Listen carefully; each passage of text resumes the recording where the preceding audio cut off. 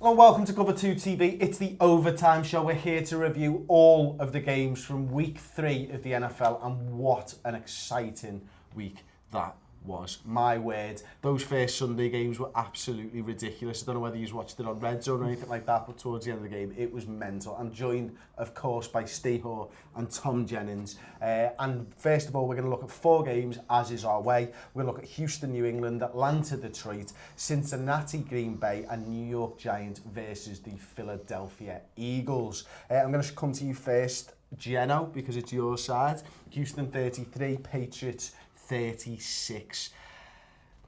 Wasn't it easy?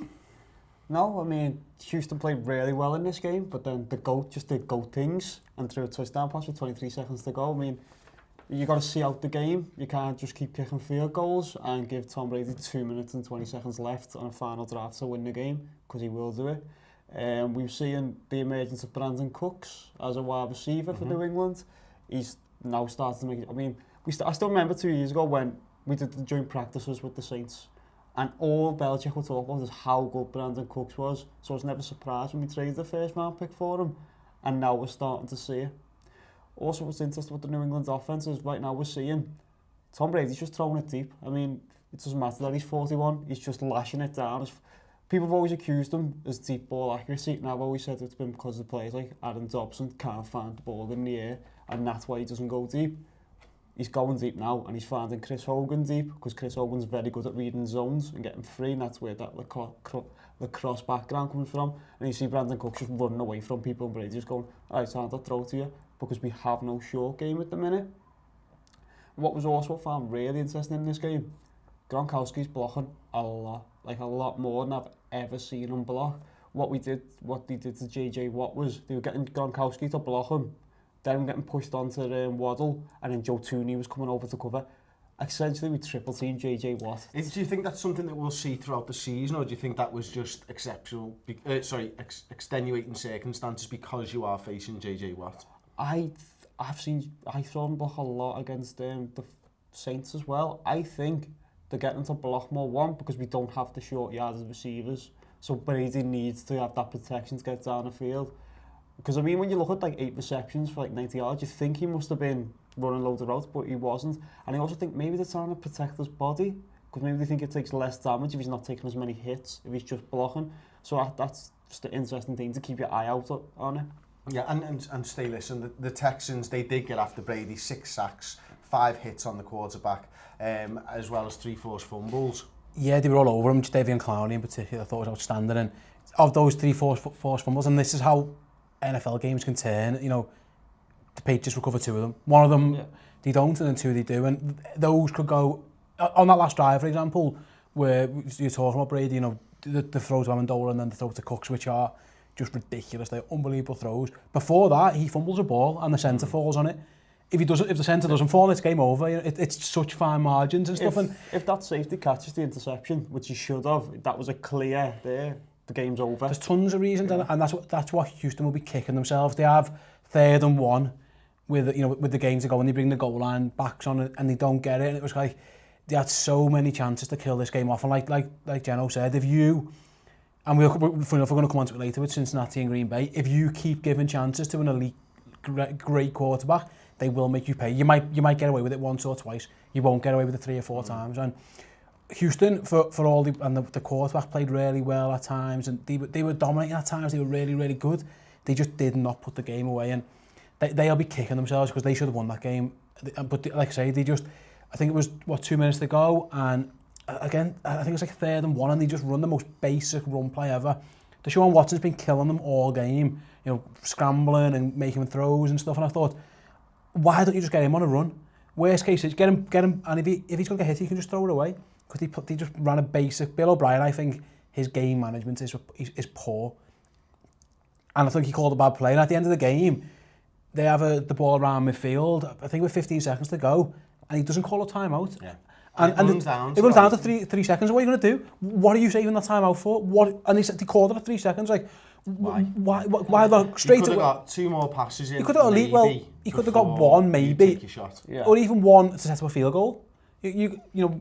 Was it around the halfway line, just before around-ish? Yeah, it was. And yeah. You can get you know, a throw out to the wing, hopefully, and try and get off the field, get some more contact. You've got at least two plays there. Yeah, I think you're probably going to get one play off, because I think the way Watson plays, he's going to scramble a bit. He's not going to just stand there, drop 3 yards and see. But even if you get one's fine, because you get closer before you take your shot. Get out, as long as you get out of bounds, all you got to do is try and hit DeAndre Hopkins near the sidelines and hope he can catch it. Because what they did, they got to 3 seconds and then they had to go Hail Mary style. And to be fair, it was a good throw. He gets it there and stuff, but they should have been 10 yards closer. I thought it was ridiculous and really, really poor coaching all the way through. From, I don't know, I think sometimes when you're playing Belichick and Brady, you get your coach a bit scared at times. You get in nerves. I was thinking, what? There's no reason on the world why you don't call a timeout there. Oh, and that, I say the play calls on the drive before Brady is ridiculous. I thought was pretty poor. Tell you what, one of the things I wanted to talk about was obviously the end of the game. Cooks catches the touchdown. Amazing to get both feet in the end zone. I can't remember the defender's name, whether it was a safety or a cornerback. Why isn't he pushing Cooks out of play? That was the one thing I'm thinking to myself. I'm thinking, Cooks shouldn't get a touchdown here. As great play as it was from him, there is no way, if I'm that defender, I'm just pushing him out. I'm not going he stamps his feet down, doesn't he? It's not like he toe taps. The defender's past him. Yeah. You know, he goes and he almost touches his shoulder. I'm like, throw him out of bounds, make sure that he can't get in. You've made it easy for him, and it's those simple little things when you're tired, because Houston's D was blowing out of their arse at this point. JJ Watt was blowing his hands on knees. They were tired. It's those mental mistakes that you make when you're tired that lost the Texans that game. That's it. It's the Texans front seven was running the show. They were brilliant. I mean, I said 3 forced fumbles. They were sack fumbles as well. They were actually destroying it.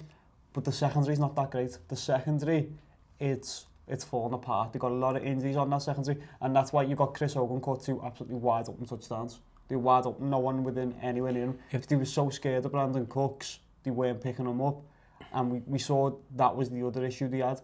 I mean, as for the Texans, the other issue I think they had is kicking too many field goals. The minute they got into the red zone or round the red zone, the Patriots were stopping them. Because as well as Deshaun Watson played, I noticed this. It was just one of these weird things. You notice now when he's pretty much run it on every third down. I think he run it on all but 2 third downs to quite a lot of success. But against a team with a better linebacking core than what Patriots have, because we miss our main guy, which is Dante Hightower, they're going to be able to stop that. They're going to put a QB spy on him, and he's going to get hit.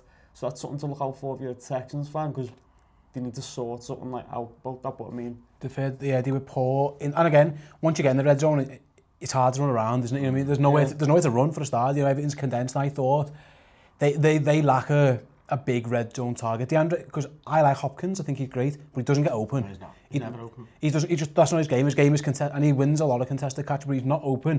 And I think for a rookie quarterback, in a tight game in New England, it's hard to throw to a guy who's covered. Security blanket, and he doesn't have one of them. There's no Jason Witten. There's no you know, and again, all the tight ends are injured. To be fair to them, they are struggling a bit. And red zone offense, I thought really that came back to bite them in the arse again. But it was just what do you make of Watson's stake? Because he went 22 of 33, 301 yards, 2 touchdowns, 2 interceptions, 41 yards rushing. I don't think he's ready yet. I'll be honest. And when they draft him again, if anyone wants to go back and watch the draft stuff we covered, I thought he will be good eventually. He might be very good eventually, but his decision making isn't great. His accuracy isn't brilliant, and I think that bared out. You know what I mean? He's amazing with his legs, and he's got poise, and he's got, I don't know how you describe it. Is it like it? You know, the it factor. He's got something about him. What he's not Tom Savage who's just standing in and taking that beating. He's got something. He offers you that, but he's not. I don't think he's ready, but they have to play him because you can't have Tom Savage standing behind that line. You'll lose every game. So I get why he's on the field. I just think it's unfortunate for him that he has to be playing right now. I don't know, because I mean that throw to the tight end in the end zone, back shoulder straight down the middle. That's an incredible throw. He's got the skill set. I agree with you. He's got the skill set. That decision, I mean, even it's 2 interceptions. It's one really. One of them was the last Hail Mary of the game, so let's take that off. The other one was a bad interception. Yeah. No one on the field knows what he saw or thought he saw, and it was just straight to the Patriots. But I think the way he played, I do think let him have a feel of season. Let him. Yeah, it makes sense. Don't expect him to win anything this season. But that's my point. That's my point, though, Jenno, because the way they've set their team up is to win now, because they've paid everyone, and they've got to pay Clark. They've got to play all that front seven. They've invested so much defensively.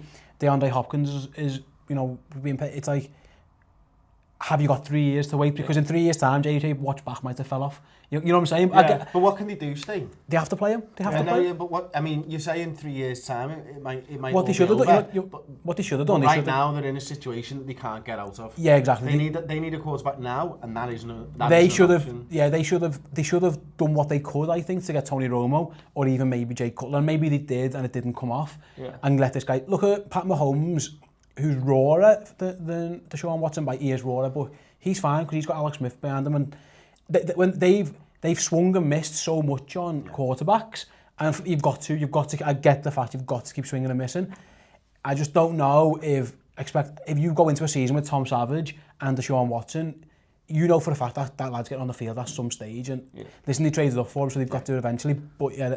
Well, I mean, I do agree because it was the point we made when we were talking about Super Bowl windows. And I said the Texans' Super Bowl windows to 2 years because outside that, they can't keep paying everyone and everyone's going to leave. So I get your point.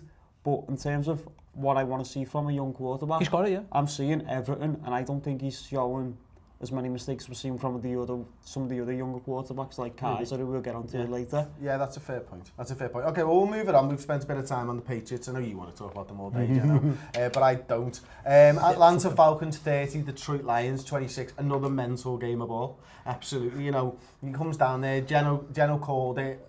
Nearly called it on the preview show about Matt Stafford and his fourth quarter drives, and I think it was more along the lines of the Falcons not having offense in the fourth quarter as well. I think there was a bit of that in your call. Well, it's what I'm saying is the Falcons, there's something going on.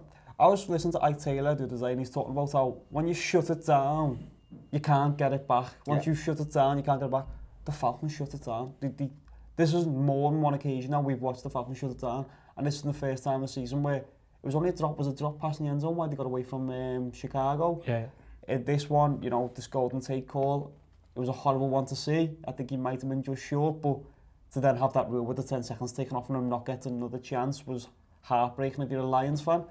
And I just think this Falcons team, they go into like safe mode and they're not making as many plays and they stop being as aggressive.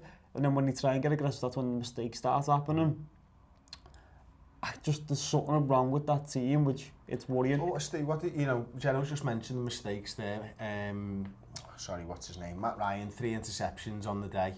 2 not his fault, 1 of course pick 6. Are you worried about his performance? No, he was good.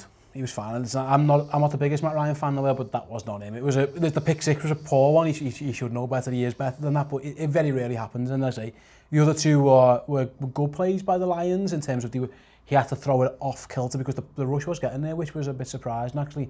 Although Atlanta's did have a few injuries on the offensive line, the Lions had a bit of a pass rush going, but Matt Ryan was fine. He wasn't the issue. The offensive line still managed to get the running game going though. Oh, they're fantastic. I mean, that's probably the best 1-2 punch in the league, isn't it? Coleman and Freeman Freeman goes for 106 yards and a touchdown, and Coleman, yeah, a 46 on 6. Sorry, so on the ground they're fine, and they're so explosive. It's not 2 yards. You know, we mentioned last week. 3 yards in a cloud of dust. It's lightning in a bottle. They're like shot out of a cannon. Those 2 guys, they're unbelievable. So the Falcons' offense, I said going into the season, I'm worried about it. They've had a change of coordinator and all this. The offense is fine. I've got no issues, and they've won 2 tight games. And listen, they won this game by the smallest of margins. But what you will say is, their defense did make that play. Mm-hmm. They did tackle Golden Tate. You know, people are worrying too. Yeah, people are worrying. Oh, it was half a yard short, and they made the plays they needed. They've made the plays twice. Listen, the Bears let them off with a few drops and stuff, but we talk about being clutch and Tom Brady being clutch. Well, the Falcons defense has been clutch now in 2 weeks, and in the other game they blew out a Super Bowl contender. So I was surprised that got overturned. You know, I really was, because I could see that he was short. I just, you know, the way that they have to be able to be 100% sure. Yeah. I wasn't sure that the referee was going to, and also the fact that there's a 10-second runoff, I was a little bit unsure whether the ref was going to actually make that call. The lucky thing is, it's not the ref anymore. It's made. It was made in New York, so that takes the pressure off the referee a little bit. I think it's the right call. I think there's a clear angle down the line, which is a great camera angle that not every ground has, which is bizarre. It's a great camera angle. I think you can see he is just short.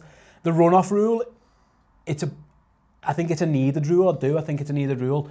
The heartbreaking thing for the Lions is they would rather the ref have not called a touchdown, and then they might have been able to get a playoff. But it's 8 seconds. I mean, are you going to be able to get everyone lined up, get the ball snapped, and run a play in 8 seconds? I think that with is no timeouts. That's what I'm saying. If they had a timeout, the run-off means nothing. Exactly. So you've got 8 seconds to get...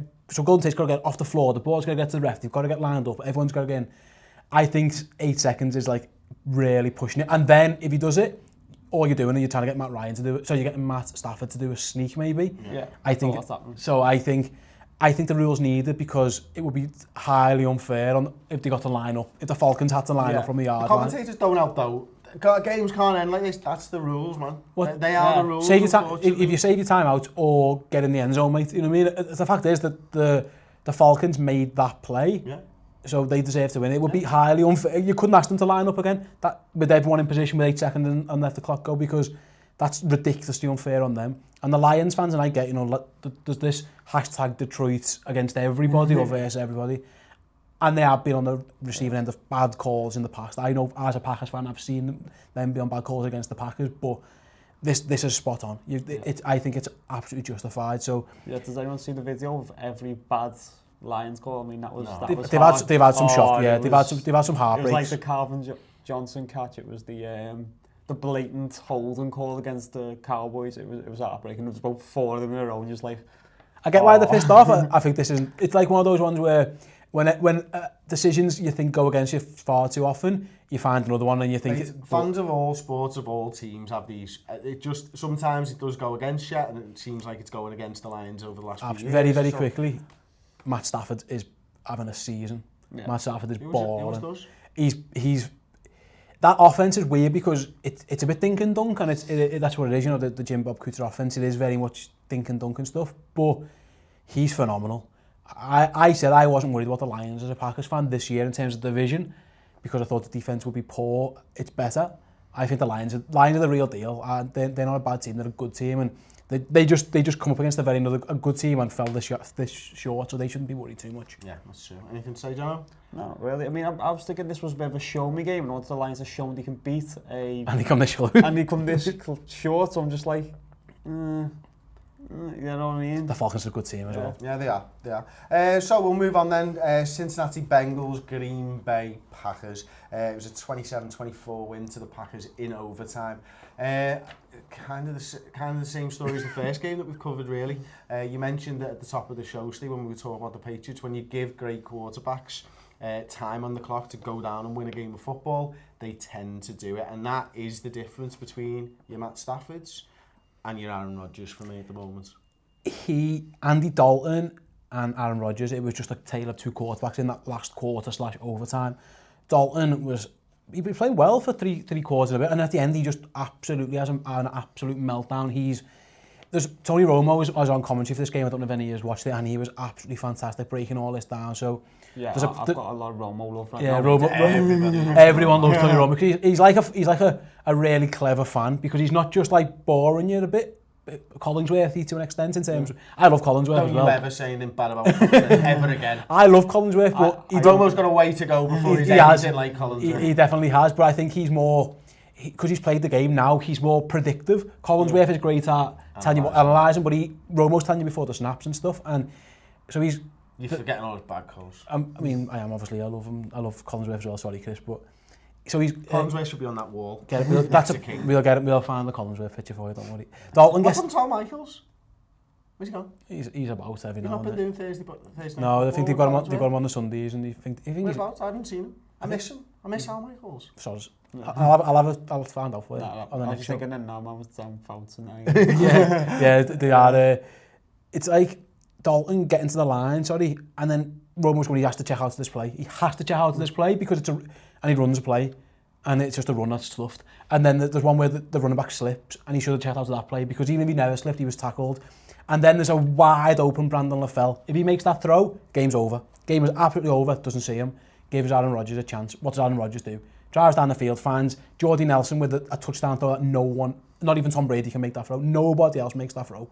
It's ridiculous. The window is tiny, and him and Jordy are just, it's like, telepathic or something. What they know. There was another play that was dead similar to that, and it was a better throw this weekend. I can't remember. And someone goes into the pylon as the bring the ball down. Do you remember which one this is? Could be any. Mate, and you just said nobody else makes that play, made a better play than Rodgers. Someone else made it, Nelson. fair enough.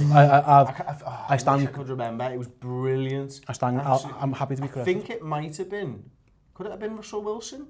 The Titans game? I think it was actually. It was. Russell Wilson was great in that game. He was. I don't think that throw that Rodgers made, I don't think anyone can make that, I'll be honest. Just me. And then overtime comes, Dalton just shits the bed again. The play calling was a disaster. They ran the ball on first down and got stuffed. What, Martin Lewis's play calling? Yeah, go Bill Laser. And it was working, the dink and dunk was working so long. I'm sorry, but very quick to go back. He has AJ Green wide open on the side as well at one stage and just misses him. And that's game over as well. Gets to overtime, play calling's crap, punt the ball back.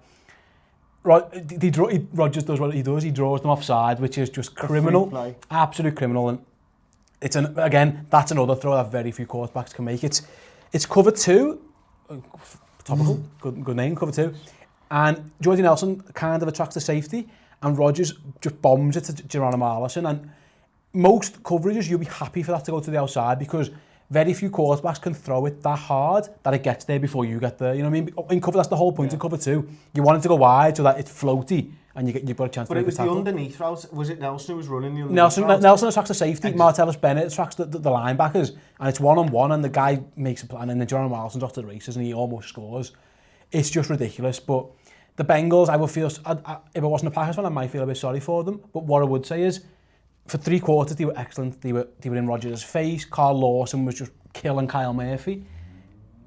But you've got to, they're good. And Andy Dalton's a decent quarterback. He's maybe somewhere between 16 and 20 in the league. Aaron Rodgers is probably 1 or 2. We all agree. Two. 1. For a reason.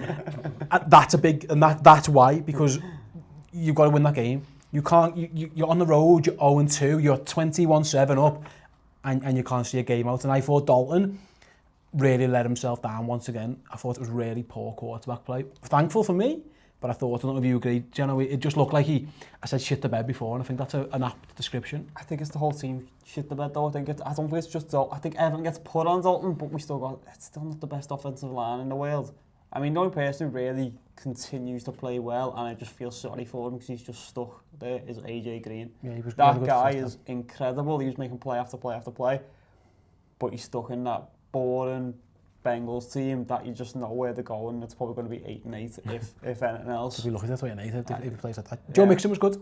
Joe Mixon was good as well, but yeah, he runs hard, doesn't he? I think there was one play during the game where I thought to myself, oh, do you know what it was? It was when he went up behind the offensive line, really, really slow, really conservative, really patient, and then broke out. I think it was out to the right-hand side or something. I thought to myself, oh, I like that. Because you don't see that, you know, we've seen it with Bell, haven't we? Obviously, you know, one of the best running backs in the league at the moment, who runs with that patience and everyone talks about it all the time. But it's not often you see rookies come out and like third game and they're showing that patience. He runs hard as well. Yeah, he's a good player. He played well. I just think if they had... And they got him in the passing game a couple of times. Yeah, you know, I said when he come out of college, he reminded me of David Johnson. I've not seen anything in that game that changes my mind. That's who he reminds me of. He's terrifying.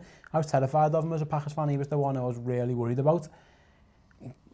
Andy Dalton, mate. I remember last week when I said, you know, Case Keenum, I bet he may meet me where's this week, but Andy Dalton, you've got to win that game, and it was really poor, and the Packers got away with one. I'm happy. What I thought what was incredible was that was only Aaron Rodgers' second pick 6. Yeah, and that is an incredible and his first ever overtime win. That's an even more incredible one. Yeah, well, he was 0-7 in overtime. That's because he usually doesn't get the ball though. I think that was one of those. A lot, 4 of them were all, yeah, 4 of them, he never even touched the ball in, and I can remember some of those. Thanks Larry Fitzgerald, but yeah, that's one. There's a bad mark of Aaron Rodgers because obviously he's the second best quarterback, like you say. That's true, mate, because he needs more overtime. He does, to be fair. Not asked about the overtime. Win a few rings. Okay, so we'll move on then to Jake Elliott, 24. Jake Elliott, 27. New York Giants, 24. Or we'd have you believe because of the 61-yard field goal to win that game. It was mental because the Giants were 14 down, was it the fourth quarter, 24 points scored in the fourth quarter, something like that. And you're watching that game, and I was watching it on Red Zone, I wasn't watching that game live and stuff, and I'm thinking to myself, these look like they're back into this here, and I can't believe it, like, and then all of a sudden, they're in the lead, and Philadelphia are chasing the game. They must be looking around at each other going, what's going on here? How's this offense that's done absolutely nothing all game against us got to a position where they're winning? And, you know, it comes down to it was a mental game. 1 second left before the field goal's taken. Did you watch it? Did you enjoy it, Jenno? I can answer your question. Oh, how did it come to that? His name's Odell Beckham Jr. That's how it got to that. OBJ just took over this game with some incredible catches. I mean, either of them, just pick one, do both unbelievable catches to catch touchdowns. He's basically saving Eli's career. I think that's how bad I think Eli is. Then that Sterling, Shepard's, the slant one, great catch, great run. But then we saw, you know, the Philadelphia Eagles made plays. Alshon Jeffrey showed up, made a big boy catch, stepped outside with 1 second to go, just dominated. And it was a mad game. I was thinking it was going to be Eagles blowout. I was looking at the score, Eagles blowout, and then out of nowhere the Giants come back, which I didn't expect. But they still made some weird decisions, like going for it on the trying to run it when they got no run game in the end zone. Made no sense to me whatsoever. Just throw it to OBJ and see what happens. You know, let's have a go. Oh, when they had to take the field goal? Yeah. That didn't make any sense to me. Like, just keep throwing it. It's what's working for you. Ultimately, it does come down as well, Steve, doesn't it, to the fact that special teams didn't stand up for the Giants in this game. Yeah, listen, mate, that's a worldy kick, isn't it? I mean, like, if you give that guy 10 of those, how many do you think he gets? Maybe 2, possibly. But there's a punt before that gives. Well, I was about to say, yeah, they shouldn't have even been in contention. I think the Eagles, they say they get to 3 and out, and the Giants have to punt. And if the guy doesn't shank it, they don't even have a chance to set up the field goal. The guy shanks it. Wentz makes a good play to Jeffrey, like you say, with a second left. Jeffrey's got his head screwed on and gets out as soon as he can. And then they kick it. And what was interesting was the Giants called timeout, obviously, partly to ice him, but also to send Odell Beckham back. Yeah. To catch him. Because they had Cromartie there at first, and then they put Odell Beckham back. And I'm thinking, if that doesn't get there and Odell Beckham gets that in his hands, this could be chaos, because you've got a special teams team giving Odell Beckham a 50-yard run on them. This could be really fun to watch. And also, I think they do it to try and put the shits up the kid as well. Because you're thinking, if I'm short here, Odell Beckham's getting it. You know what I mean? It's a worldie. It's an absolute wonder kick, isn't it? For a rookie who was on the Bengals practice squad, and funny enough, the Bengals missed a field goal in the game against the Packers as well. So maybe that's another bad decision on their behalf. Who knows? It's a worldie, isn't it? It's just a once in a lifetime. The Philadelphia Twitter account's been tweeting it all week. They've been going mad. They've been showing people film the reactions. It's been great for them. The better team won that game for me. Absolutely. Beckham was fantastic. He genuinely was, and him coming to life allowed Brandon Marshall to come to life. Brandon Marshall was then able to not run these massive routes because he's been having to be like the deep threat almost, which is you can't run, ridiculous. So he's getting the ball out to him quick. Eli didn't take a sack, which is shocking against that front seven, but he was getting the ball out so fast, there was nowhere to sack. In the end, if you watch the Eagles' defensive ends, they're not even trying to pass rush in the end. They're trying to tip the ball because they know they're not getting there. He's just fantastic, isn't he? Jenna, we spoke last week about the Giants being in trouble. Is there anything in that game, the fight that they showed, does that make you think that they can get out of it, or are you still like, nah, lads, you're screwed? I'm still like, nah, lads, because I can't see OBJ being able to do that every game, because you're going to have to keep that score under 20 points, like the offense under 20 points for them. OBJ's just making enough plays. I mean, let's not forget, Eli Manning threw 2 bad interceptions in that game as well. He put them in that hole. So he's not completely turned around. I still see the Ducks. He had a good quarter, but not a great game. I still see the issues he's got, and I don't think they're going away. So I'm still completely off the Giants winning that. Very, very quickly, the Eagles, who don't have a great running game, ran all over them as well. They ran all over the Giants, and that would be scary if I was a Giants fan, because I think I said last week you can build a running game about them. And they definitely, well, you said build around Darren Sproles. He's out for the season. Well, Darren Sproles, that could be very quick. That could be the end of his career, by the way, which is a shame. He's had a great career, but it was Gary Slayton, which I'm always happy when you see. But Blunt gets in. Clement is it the kid? I think his name is Clement, and we saw small. To be fair, you're right. They did build a run game, so good call. Unlucky to Darren Sproles, really. That's a shocker. Jeddo, what are we doing next? Don't know what I was doing next. I'm sitting thinking. I was spinning around. Yeah, I totally remembered that. Okay, so our much loved and patented spin around the league is about to begin. It's me first. Actually, I'll talk about the Pittsburgh Steelers 17, Chicago 23. For me, that game was won on the fact that the Pittsburgh Steelers keep on giving up big plays, but more importantly, the fact that you got Jordan Howard and Cohen getting loads and loads of yards. I wrote the stats down actually on this one. If I can find it, 138 yards the Steelers conceded, 78 to Cohen. I mean, absolutely mental. You know, the Pittsburgh Steelers had 2 fumbles in the game as well. Randomly enough, they are now 1-13 in Chicago as a franchise. It was a game where it was a potential. I said it'd be close last week. I didn't think it'd be like this, but yeah, they ran all over them, and Big Ben didn't play well. Yeah. So I said this on our preview show. I actually had the Bears to win this, bottled it and picked the Steelers. We'll get to your picks later. Of all of my picks that I got loads totally wrong, like all of them wrong. It seems. It's mad though. Bottling that one does me head in some weeks, trying to pick the top 4 games has been hard. In this, for bad reasons. In this, you could have had the top 7, 8 games. Yeah, which were just great games. They were unbelievable, and there was just so many scores all across the board, wasn't there? So we'll move on then to Jenno, and that's 27-33. Seattle 27, 33 Tennessee Titans. Well, this was what You're I 17. Yeah. Oh, well, sort of. This is what I said though. This was I said show me games. This was a show me game. Go on Titans. This Seattle team isn't that good. What are you going to show me? And what they showed me is that exotic smash mouth is the way to beat the Seattle defense. They ran all over them. DeMarco Murray was incredible. Maybe me burying him last week was not a good idea because he was clearly the better running back this week. Their offensive line, they fought for Mariota. I mean, there was a big scuffle when Sherman hit Mariota out of bounds. It was a very bitty game, wasn't it? Yeah, Very and you've seen Taylor Lewan gripping Sherman and going, come out then. Don't touch my quarterback. They played so well. I mean, Matthews was great. What I like, John Robinson was part of the Patriots team that drafted Gronkowski and Hernandez. He's got the exact same. He's went and got Delaney Walker, and then they just drafted Smith to have the same 2 tight ends. And that was looking just less really mad, hopefully. Yeah, well, we hopefully, you know, but they're not as good as Gronk. Gronk's better than all 3 of those players combined. But the offense, the defense was feisty. You know, they tackle well. They followed again that Patriots model. They went and got Logan Ryan. It's we're going to tackle, yeah, we're going to make sure we tackle. And the issue I had, and I was just watching from the Seahawks, it's all scramble drills. Yeah, there's no sustainable offense. Scramble drills. There's no sustainable offense. And that's gassing their defense. Their defense is built on speed. Well, you can't be very fast if you're out there constantly because all you get is Russell Wilson scramble drills to throws to Doug Baldwin. And then when it came to the end of the game, when Doug Baldwin went out with a groin injury, it was like to Richardson. You could kind of see they were missing something.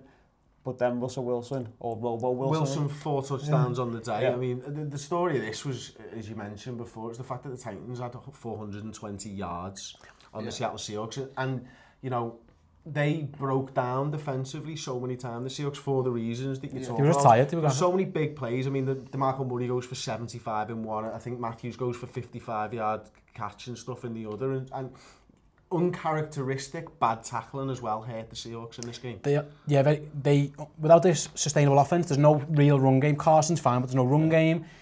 You can't have your defense on the field that much. Seattle don't give up 75-yard runs unless they're a bit tired. Simple as that. Okay. We'll move on to the Rams then. Jenno 41. Another great game. 39. What a game! Well, this was a mad one because we all thought this was going to be a terrible game. Yeah. I mean, I may or may not have watched this in work. No one could prove anything. Apart from the internet usage went. Well, it may or may not have been on different things. That's not my work computer. But yeah, I was watching this and it was just a great game. No one was expecting it. And then you get 41-39. We saw Todd Gurley sighting, first time since 2015. 2 touchdowns. Sammy Watkins. 3 touchdowns, wasn't it? Was it 3? Yeah, 3. Yeah, hat-trick, yeah. Oh yeah, one was... Caught one. Caught one, yeah, so missed it off. My fault. And then we got Sammy Watkins started to show why Buffalo drafted him. He was drafted before OBJ. Like, they really liked him. He made some plays. And then for San Francisco, after, like, Brian Hoyer's first pass being pick 6, he then really got into a groove, started to make a good comeback. We saw Pierre Garçon. I still think that Hyde is probably the most underrated running back in the league, and I couldn't believe when people talk about him trading. It was just a mad boss games. Yeah, Watch. it was great. Unexpected. Pierre got on with one of the best catches you'll ever see, poor fella. Great game. There And was some brilliant catches this that weekend. that was a really, really good game, and the Rams are for real, I think. Yeah, okay, well, just quickly before we move on to the next one, best catch of the weekend. The guy for the Browns. Okay. I think the young kid, he caught his first ever, yeah, I can't remember the guy's name against the Colts, fucking ridiculous in the corner. Yeah, really good. I loved Larry Fitz's. Yeah. Absolutely brilliant. Oh yeah, brilliant actually catch. yeah, Larry Fitzgerald, he just like literally just went, it's my ball, and just threw the Oh guy yeah, out. he just took it off the lad's hands. It's amazing. It's absolutely amazing. You've got no right to get that. Okay, stay. Oakland Raiders 10, Washington Redskins 27. I think we probably all picked the Raiders for this game. Yeah, that was complete dominance by the Skins on both sides of the ball. 10-27 doesn't show the game. It was much more one-sided. It could have been well more. Washington dominated both lines of scrimmage. Oakland, for them, it was just a bad day. The line was bad, the running game was bad, Carr didn't play well, defensively they were poor.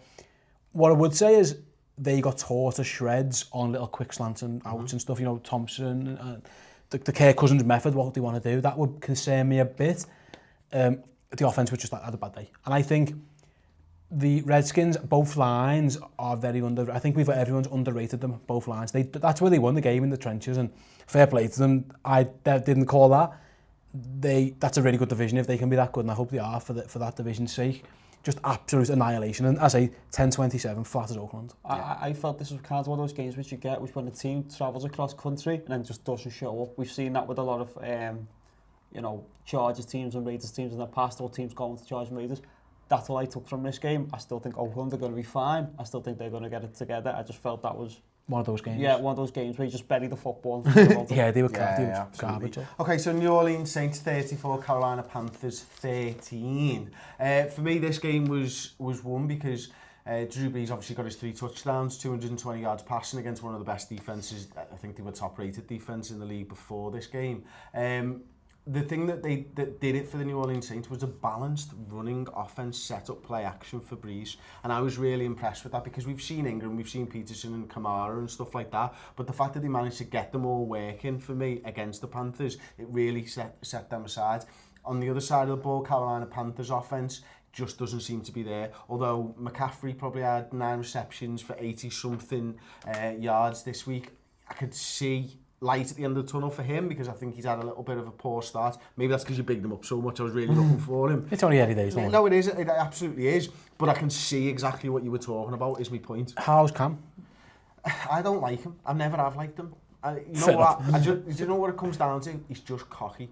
And that's what, and even after the game, and this is right, what he said, he's come out after the game and said, you know, if I play better, that result's different. No shit, man. You're a quarterback in the NFL. That's the way it goes. Like, but for me, he's still trying to force balls too often. He's passing the ball too hard to his receivers. He's picked off a couple of times because of it. What's the safety's name? Kenny Vaccaro picks him off twice, doesn't he? And you look at it and think, Vaccaro's had a bad game, actually. His stats will tell you that he's had a good game because of the interceptions. But he's broken down on coverage a couple of times as well throughout. But Cam's problem is he puts too much onus on himself at times. He doesn't trust his receivers and he throws them so hard, and I think he's just too easy to read at times. Yeah, absolutely. I thought he's having a bad season. He's having a very bad season, to be fair to him. Bigs himself up too much, mate. Don't like that. Not like me. Who's boss? Denver Broncos 16, Buffalo Bills 26. Who am I going to on this one, Steve? Me. Again, another surprise, another team going on the road and laying a bit of an egg. Trevor Siemian was poor. He made some absolutely terrible decisions. There's one, he gets picked off trying to throw the ball away. That's inexcusable. If you're trying to throw the ball away, fucking throw the ball away, mate. You know what I mean? So weak. If the cheerleaders on the edge, you know what I mean? Put it in the stand. You don't leave him behind. Terrible decision making. The run game got going a bit, didn't it, for Buffalo? Where, well, again, the Broncos just looked a bit off, and at the end of the game, the game's decided by a horrible flag, I think. And Von Miller, I think Tyrod Taylor goes down. Von Miller goes to pick him up, gives him the "I'll get you up, mate," as he pulls his hand away. Is that a 15-yard penalty? No, I mean, they might have won the game anyway. They'll probably. You can tell by the way that they're laughing in between their helmets. There's no bad blood there. It's not unsport. I don't know. It's not at all. Like 15 yards. I don't know. By the law, I guess maybe it is torn. I don't know, but. That's a bad penalty. I think that's a poor penalty. I just think that's a terrible penalty. Unsportsman's when you're celebrating in someone's face. just doing that to someone and mugging them off, that's not unsportsmanlike. And the best of mates, they were joking. It's not unsportsmanlike in any way, shape or form. It's gutting for the person who's on the receiving end. But you've got, and Tyrod laughed, and I don't know. But yeah, the Bills are sneaky good. I thought they would be crap. They've got a pass rush going, and they've got McCoy and Taylor doing things with their legs, and they're getting just about enough out of the passing game. I wrote them off a couple of weeks ago, and I thought I was right to, but the thing with Tyrod is, I don't particularly think he's that good. It's weird, I don't get it, but he's usable. I mean, he'll keep you in games. He might not win your games, but he'll keep you in games, and he looks after the ball very well, doesn't he, as well? So, bad day for the Denver offense. Yeah. For me, just quickly on Tyrod Taylor, I agree with what you're saying. Watson reminds me of Tyrod Taylor, but I think Watson's just got a lot more to his game. You know, I watched them scramble around, and very similar in the way that they're scrambling around and they're picking up yardage and stuff.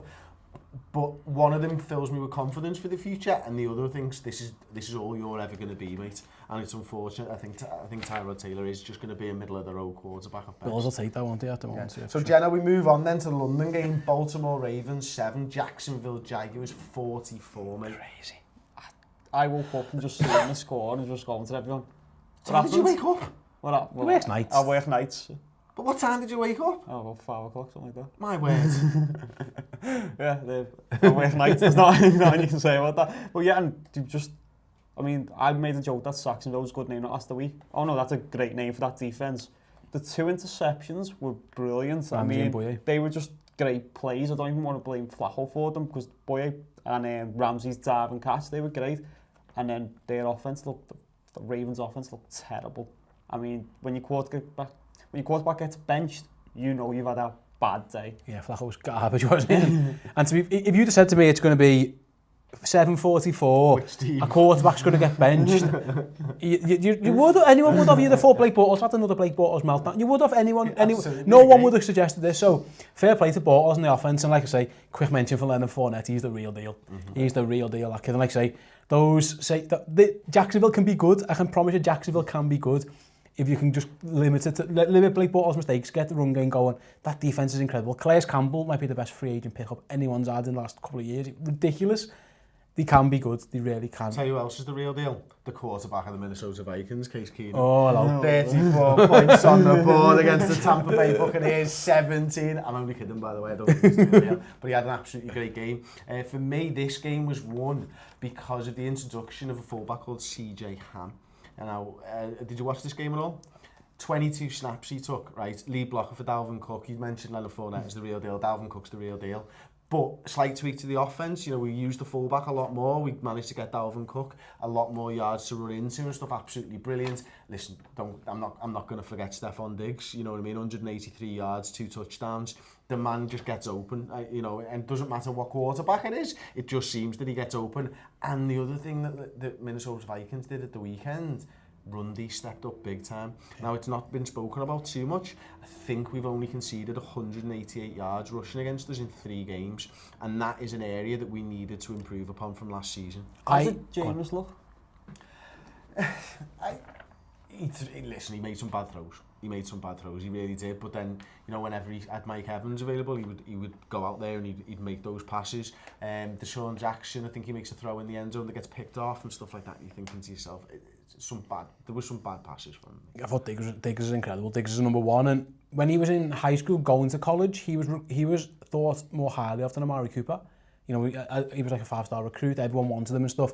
Injuries just took him back in college, but he's been fitting. He is like, he could be a top 5 receiver. He could be, you know, he's definitely top 10. We were having the Des Bryant argument last week, weren't we? Is he great? Is he not? I'd have Stephon Diggs above Des Bryant now. I'm definitely confident I would. He's an absolute star, mate. Nice. He's a genuine one. He's fantastic. Okay, Stay, I'll come to you then. Miami Dolphins 6, New York Jets 20. Yeah, but what's the story of this game? Yeah, who called this one? They got a win. Fantastic, great. They got a win. They definitely won at least the game, and it's Tuesday, man. I can't believe it. The Dolphins were crap. I'll get first off on everywhere. They were poor. Josh McCown played well. He's got a couple of young receivers. I think it's Anderson and Stewart who look pretty good at times. Jermaine Kearse went there as well, and he looks like he's going to be a good pickup. Dominate the game. absolutely dominated the game. Jay Cutler, the Jay Ajayi, you know, that pick I made didn't go particularly well. It was just dominant. Again, if you'd have said before the game, one team's going to dominate, run the ball well, going to, you know, stop the run, they're going to throw, you'd pick Dolphins. Fair play to the Jets. If people say, you know, tanking, and listen, the GM and the backroom staff might be tanking, but the players played hard, and that type of game will keep Todd Bowles' job because his defence stepped up big time, and that's what he's there to do. You know what I mean? They have still got some good defensive players. They've got some really good defensive players, and they all showed up, and fair play to them. Miami, garbage, absolute garbage. Hopefully for them it's just a one-off, and they've had a hard few weeks, to be fair to them. Missing week 1, hurricane, and then obviously going away. Now they're going to London. Things could unravel quickly for them. They need to, you know, shape back up pretty handy. Okay, talking about garbage, we've got the Cleveland Browns 28 in the Indianapolis Colts 31. Jenno, what's the story? Jacoby Brissett's a player. Jacoby Brissett, I mean, anyone just want to watch that spin move he does in the red zone for a touchdown? It looked like it was Madden. It was that good. Just looking at them, they were playing. T.Y. Hilton finally showed up. It's been a while since we've seen him. Frank Gore's ageless, that's the other thing. I mean, I don't know how he's still running, getting touchdowns, but as for the Browns, Kaiser's making too many mistakes in the red zone. He's not getting it. As we were talking about before, he's one that's not... There seems to be something missing about him, and I think he might be getting thrown in too quick, but the Browns have got nothing else. And then the other issue, I think, Hugh Jackson has now... This was the game I had slated for them to win. I thought this was a very winnable game for them. I don't know where they're going to win now. I don't know where they're going to win, and I don't know whether Hugh Jackson's going to make it to make the season. I'm all for the process and, you know, rebuilding. They had to build because they were absolute crap, but they're 1-17. Yeah. Got to win some games, man. You got to win some games. Win some games. Okay, well, we'll move on then. Stay Kansas City Chiefs 24, LA Chargers 10-1. Yeah, Phil Rivers. Let's start with Phil Rivers. 3 terrible interceptions. Absolute horrendous. He throws a jump ball to Benjamin, who's like 5'10", and Mitchell's just like, oh, okay, thanks. I'll take that one all day, and then they score off that. Another bad interception, score off that. It's like the Chiefs didn't have to do a lot. The Chargers' defense was really good. Melvin Ingram and Joey Bosa were everywhere. They were fantastic. But again, they score off a shovel pass. Great play. If shovel pass, Tyreek Hill, big play. Kareem Hunt, give him rookie of the year now. It's 3 weeks in. Not a whole lot. Not my Christian McCaffrey shout on any of them. Not a whole lot on the head. It's Kareem Hunt. 60-odd yard run. Just the Chiefs rolled. It was fantastic. And if you were doing a power rankings of all the teams in the league so far, you'd have to put the Chiefs 1 in terms of how they've played this season. They've been so good, both sides of the ball, and to watch an explosive Chief offense, it still baffles your mind. You know, it really does. But Hill and Hunt, 3 weeks now. Oh mate, they're ridiculous. They're absolutely fantastic. Fair play to them. And I say, Phil Rivers let himself down in that game. He didn't play well at all. Okay, final game of the week: Dallas Cowboys 28, Arizona Cardinals 17. Zeke Elliott. I don't know whether he stuck it to his detractors or not, but for me the story of this game was Dak Prescott, you know, running on the move, passing on the move, really rolling out and seeing those passes, making those passes was what made this Dallas offense tick. And, you know, for me, you know, the offensive line, although still one of the best in the league for the Dallas Cowboys, they haven't managed to quite get it going in the running side of things, but on the on the passing side of the game, they were protecting Dak Prescott, and that was important, and that opened up the game for Dallas to win. How many quarterbacks have you seen score a touchdown when they're on the head? He just rolled. He was on his head when he goes across the line. It was ridiculous. I was terrified for him when I saw that. I thought I'm all for the effort, mate, but like my word, mate, it was brilliant. It was fun. He landed on his head. Brilliant. Yeah, it was great. He was brilliant, and what I would say is, again, we mentioned Des Bryant before. That's mad, isn't it? When it's like 4 players couldn't tackle him, it turned into a rugby scrum. Fredericks who comes? The centre comes flying in, and he's like, "No touchdown, thank you very much." Like Arizona. Larry Fitzgerald has a worldy game. I watched it, and I wasn't impressed with Carson Palmer. I'll be honest. I just think it just doesn't look right. He just can't move properly, and that's the difficult thing. He can make passes when he's got the time and the space, but this is the NFL. You don't get the time and the space very often. There's not many teams that are going to go ahead, mate. Have a pass from that spot. But you don't even have to move. When people confuse move with Dak Prescott or Russell Wilson or Tyrod Taylor, moving can be Tom Brady. Just moving the pocket. Exactly. Yeah, he looks like his feet are nailed to the floor. Well, to be fair, I mean, the DeMarcus Lawrence, he's amazed as a pass rusher. Another DeMarcus for the Cowboys as a pass rusher. Who knew? He was incredible. He had their right tackle on toast all game, just absolutely blitzed them. The real problem that the Cardinals had in this game is they dominated that first half. and went in level. That you can't do that. You can't have that much possession and keep coming back with not only missed a kick, they had a couple of, they had a couple of penalties now. They can't do that. You can't dominate the game so much and come away with the other team with a chance. Because the other team knows they've just been battered, but they're still within touching distance, and you'll usually find the other team that will take over. That's the best game as a passer, do you think? Up there, up there. I can't remember all of them, to be fair. Like so, I thought he was great on the move. They had him bootlegging, didn't they? And that helps him a lot, gives him a bit more time and stuff. The throw to Butler, that's a great play, isn't it? From both players, I agree. I thought Dallas are real, man. People might have been thinking, oh, the Zeke stuff and all that.